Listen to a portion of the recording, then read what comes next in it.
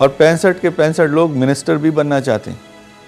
ऐसा पाकिस्तान के किसी और सूबे में नहीं है।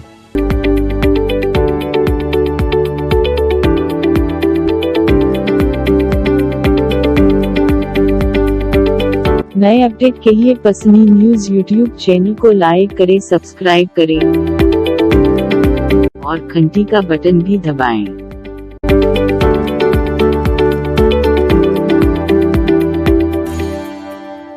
जो कारोबारी मामलात हैं, जो बिज़नेस कम्युनिटी के मामलात हैं, उसमें हमारी सियासी पार्टियों को एज अ होल सपोर्ट तो करना चाहिए कि हमारे माशी मामलात बेहतर हों, मगर जिन चीज़ का उनको पता ना हो तो कम से कम मशवरा करके बिज़नेस कम्युनिटी से चलना चाहिए।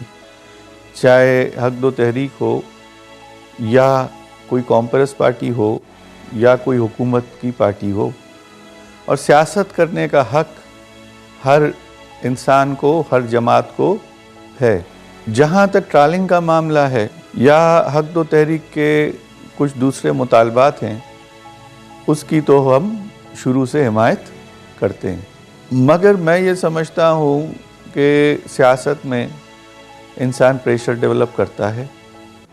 अपोजिशन में अगर है, जहाँ पे उनकी बातें मानी जाती हैं, फिर मुज़ाकरात भी करता है और फिर अपने मामलात को हल कराता है। अगर हम सिर्फ़ और सिर्फ एहतजाज करेंगे तो उस एहतजाज का वज़न ही ख़त्म हो जाएगा।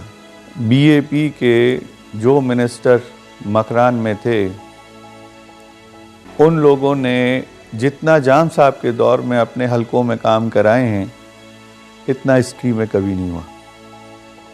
अच्छी अच्छी वजारतें भी हमारे दोस्तों के पास थी और इस वक्त उन्होंने सपोर्ट किया, आज वो कहते हैं जाम बेहतर था। इसमें मैं ये समझता हूँ कि ये फ़ैसला गलत था। आज वक्त ने साबित कर दिया है कि ये फ़ैसला गलत था। स्पेशली हमारे मकरान के जिन दोस्तों ने जाम साहब की जगह कुद्दूस को सपोर्ट किया, आज वो सब पछता रहे हैं। मैं किसी का नाम नहीं लेता, मगर मैं ये समझता हूँ, ये मेरी इस बात की तायीद है कि ये गलत फ़ैसला हुआ है। देखें, एक तो हमारी बदकिस्मती है कि जो 65 अरकान असम्बली हैं, 65 के 65 वज़ीर आला बनना चाहते हैं और हर कोई एक दूसरे की टांग को खींचता है और 65 के 65 लोग मिनिस्टर भी बनना चाहते हैं। ऐसा पाकिस्तान के किसी और सूबे में नहीं है। चाहे किसी भी एमपीए का किसी भी पार्टी से ताल्लुक़ हो, वो उसकी ख्वाहिश है कि मैं मिनिस्टर बनूं और मैं मिनिस्टर बनने के बाद चपरासी से लेके सेक्रेटरी तक मेरा गुलाम हो, डीसी से लेके तहसीलदार तक मेरे डिस्ट्रिक्ट का मेरे हवाले हो और मेरा जो दिल चाहे मैं करूं। मैं समझता हूं ये इंतहाई मनफी सोच है। इससे हमारा इलाका तरक्की बलूचिस्तान नहीं करेगा। हमें अपने इंस्टीट्यूशंस को बेहतर बनाना पड़ेगा। कहीं ना कहीं मेरिट को आगे लाना पड़ेगा। मिनिस्ट्रियां देते वक्त भी हमें मेरिट को आगे लाना पड़ेगा। सीएम बनाते वक्त भी हमें मेरिट को देखना पड़ेगा। अफसर की ट्रांसफ़र पोस्टिंग करते वक्त भी हमें पैसे से ज़्यादा मेरिट को देखना पड़ेगा। तभी एक कौम, बलोच कौम या बलूचिस्तान के रहने वाले, हमारा जो है सूबा आगे जाएगा। अगर हम सिर्फ़ और सिर्फ करप्शन के लिए और पावर के लिए इक़्तिदार में आए तो इससे सिर्फ तबाही होगी। हमारा मकसद इक़्तिदार में आने का इलाके की तरक्की होनी चाहिए और हमारे अहदाफ हमारी कौमी तरक्की और हमारे जो लोग यहाँ पे बसते हैं इनको सेहत, रोड, तालीम की सहूलतें घर घर तक पहुँचाने की होनी चाहिए।